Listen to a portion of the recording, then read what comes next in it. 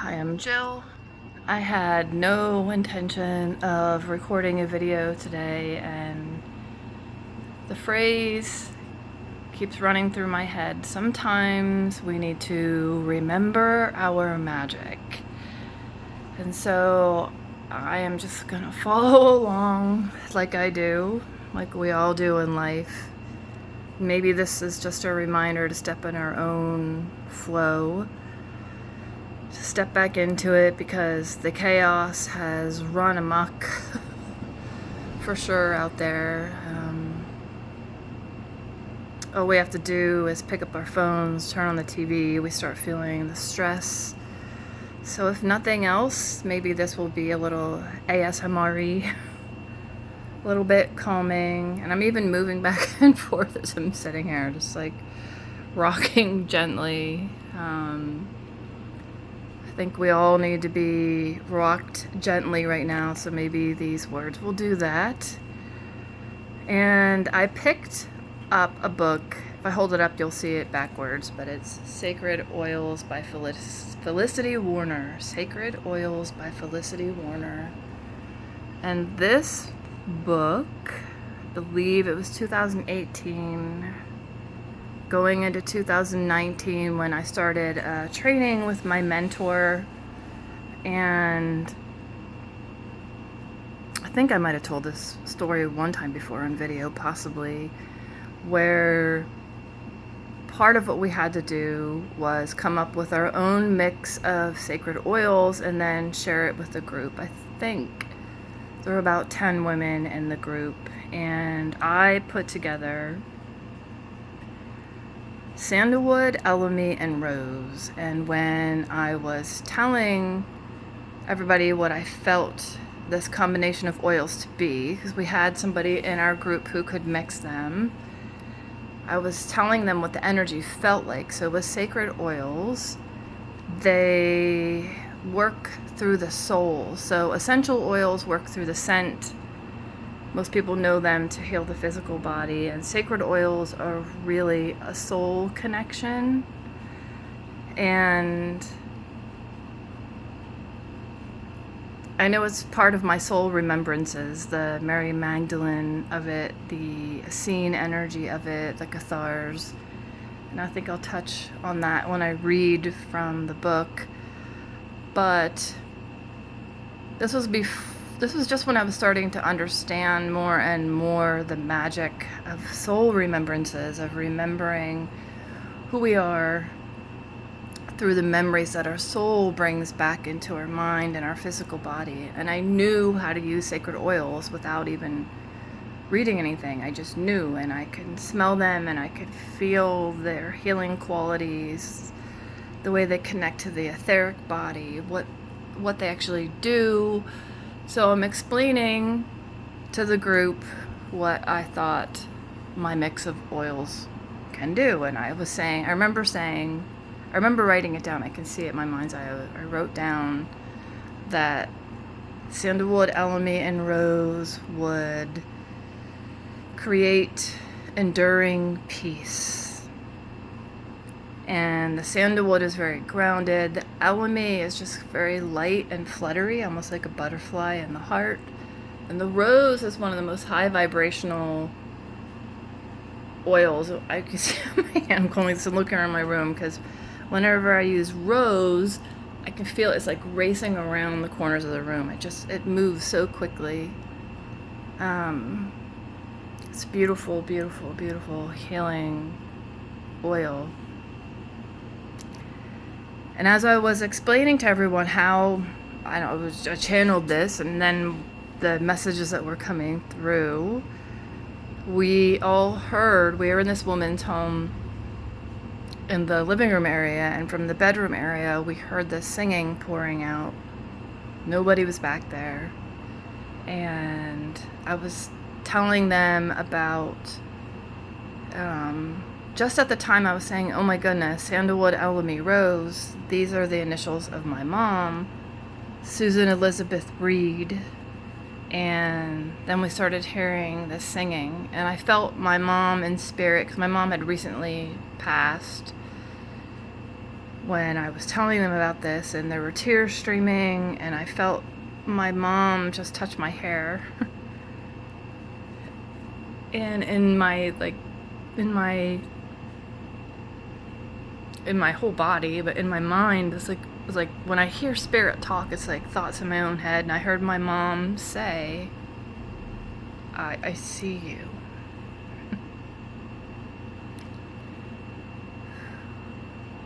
And it just, like, just even talking about it, I'm just talked about this in a while, it brought tears to my eyes, and then, I mean, streaming down my face, and we all started hearing the singing coming from the back of the house.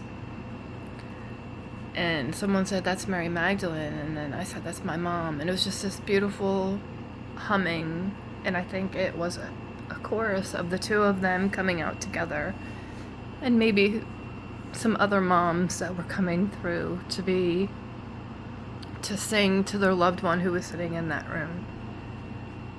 Well, there's been so many magical moments where I have said more than once, and sometimes I still feel it, but I kind of stumbled into my healing abilities through my own trauma, and all these abilities came out, and it was at first just an effort just to get them under control, to just learn how to make them stop. Because I could walk around and hear everyone, hear their thoughts, their feelings. It was like an empath times 90 million. It was overwhelming. And I was dealing with my own PTSD from my own health issues. I'd almost passed away. So there's PTSD, this coming through. This is 2014. By 2015, I'm starting to get it under control. And I go to a Reiki healer. She had a healing. I'm looking off the side, like seeing this happen again. In the back of her room, of her crystal shop, she had a healing room, and she did a healing session on me, and she was saying, kind of looking at me like, who are you? And I'm like, if you could tell me, please do. And then I'm walking around the crystal shop holding up all the stones saying, this does this does that, and this, I don't know the names, like I didn't know. I'm like, this purple one, and this green one, and this pink, and now I've learned more of the names, more about them.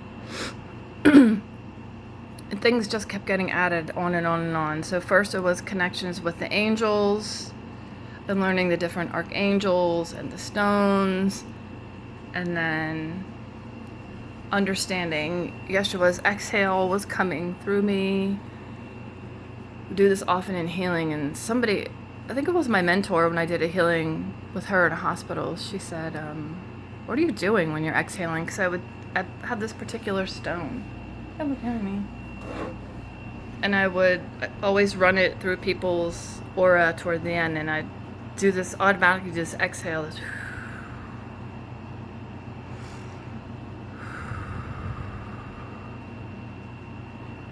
And she said, what are you doing? And it just flew out of my mouth. That's Yeshua's exhale. That's the exhale of Jesus. And kind of sat there and thought, wow. So there's been lots of wows and lots of just accepting all of these pieces of magic are parts of me, the sacred oils, the stones, archangels, eventually sigils. I'm holding up, hopefully you can see the sigil wall.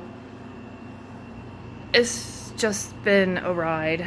Over here I have angelic power tools. This is one of Isis. Just had her sitting next to me. I swear she winks at me every now and then. I have archangelic runes in front of me. Stones all around the room. Sound tools over there. My shamanic drum. So much in here that's just become part of me. And then I say, well, I'm offering an angel energy session. Well, it is that, but it's like all of these things combined, and I'm doing sacred oil anointings and pulling all of these pieces and magical parts of me that I needed to remember. Whew. As we all grow, as we all shift, I think we all go through moments of being tested, and right now I just went through, I'm coming out of it, and every time I say something that's wrong, everybody thinks they need to, I'm gonna work through this. I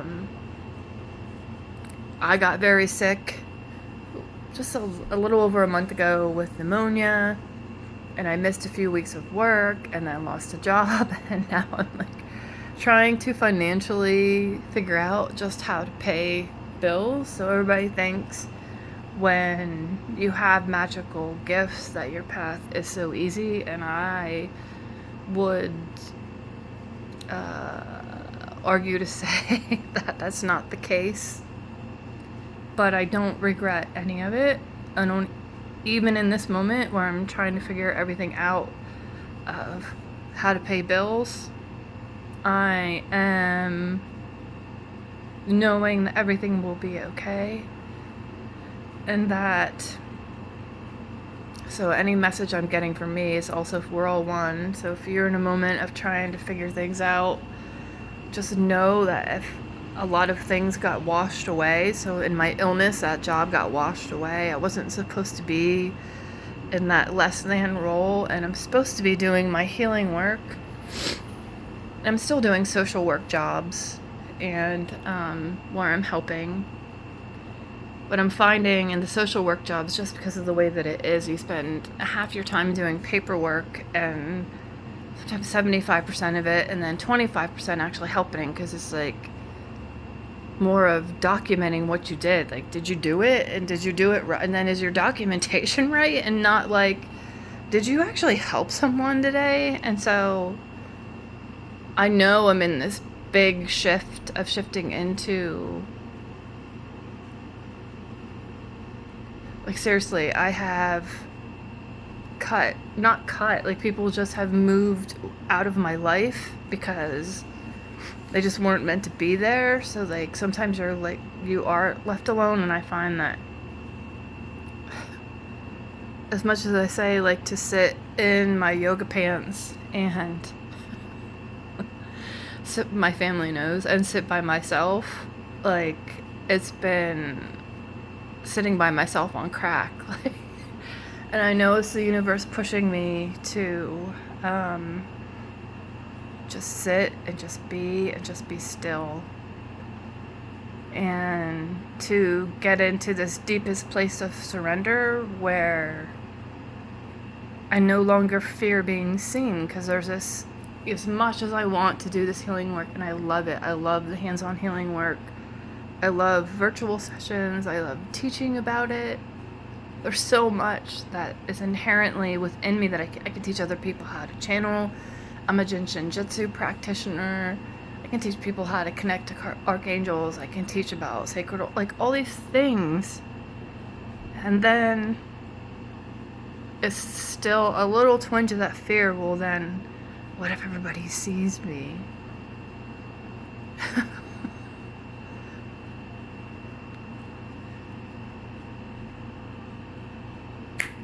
What if everybody sees me? And then it's like, there can be criticism, but it's like, I think, in fact, I'm pretty sure that life has brought me to this place of discomfort where, because I'm just battling that within me. Like, as much as I say, like, I don't care if people look at me, it's fine.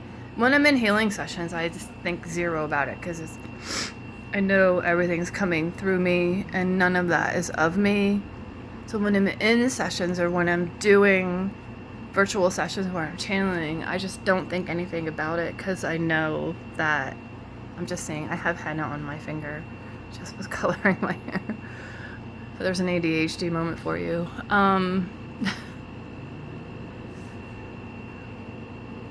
I know that people will criticize. People might even criticize this video if I decide to share it. And sometimes people, like, sometimes I'll say channel these really profound things, and this ancient wisdom will come through me, and then somebody will say, "You're so pretty," and I'm like, "Oh my God." But it could be worse. But it's just like, however you're going to be seen, you're going to be seen, and that's what I need to accept. Some people may just not be listening to a word I'm saying and listening to the calm tone of my voice. Some people might be looking at her saying, "Does she wear makeup?" No, I really don't. Somebody might be saying, "God, can she stop rambling?" Yeah, I'm gonna.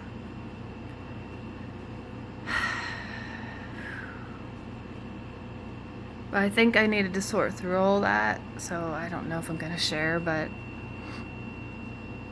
whatever the magic is within you, it doesn't need to be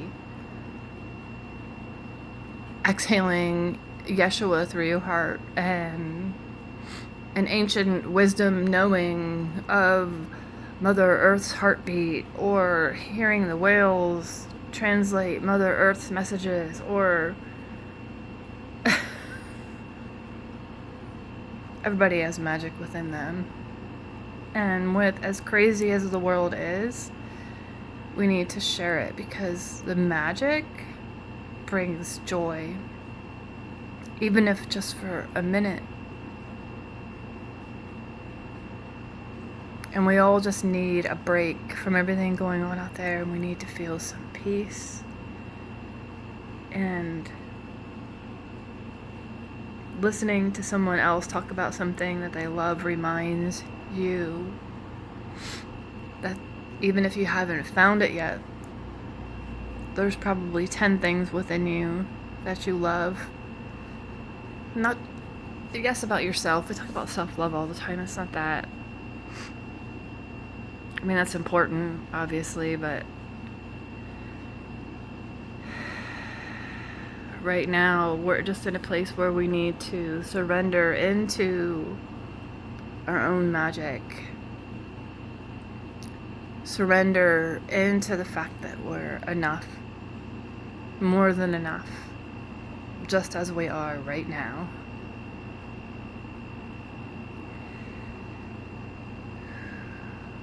So my intent, or what I thought was, my intent was to share information about sacred oils. And then I went on that whole spiral. But healing happens in spirals. Thoughts go in spirals. So I'm hoping I do have spikenard on my wrist, so hoping I can use some light language to spiral some healing energy. Feeling it come through. Feeling Mary Magdalene and Yeshua put their hands above my head in an arch.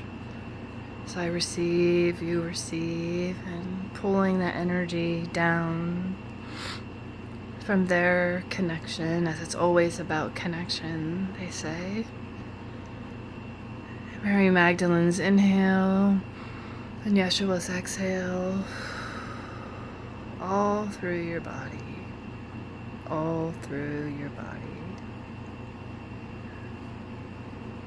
And I will share this, since I did hold this book up, about spikenard, because I love it. It's the one I most connect to in what it does and who she is. I say she. I think of them as all magical beings. So it does many things, but I'll read this, and this is a quote from Sacred Oils by Felicity Warner. Spikenard helps individuals who are using love to change their vibrational level to the frequency of Christ consciousness. Why am I stumbling? I'm going to start again. Reboot. I'm feeling all that energy just spiral around me. Just feel that for a minute. Mary Magdalene's red love, the bright white Christ consciousness. Let me say it again. Spikenard helps individuals who are using love to change their vibrational level to the frequency of Christ consciousness and unconditional love, so they can access the deepest chambers of the etheric heart. And that sentence is really what I'm trying to do in healing sessions. I'm trying to help people heal themselves by helping them reach the deepest chambers of their etheric heart. So, a little more light language. The stone that I've used in many healing sessions, hundreds at this point. Yeshua's exhale,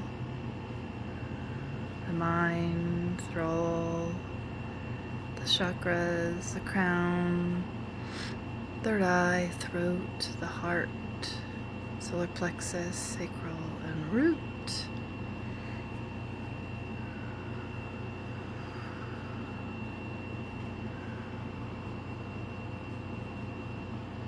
I bless your day.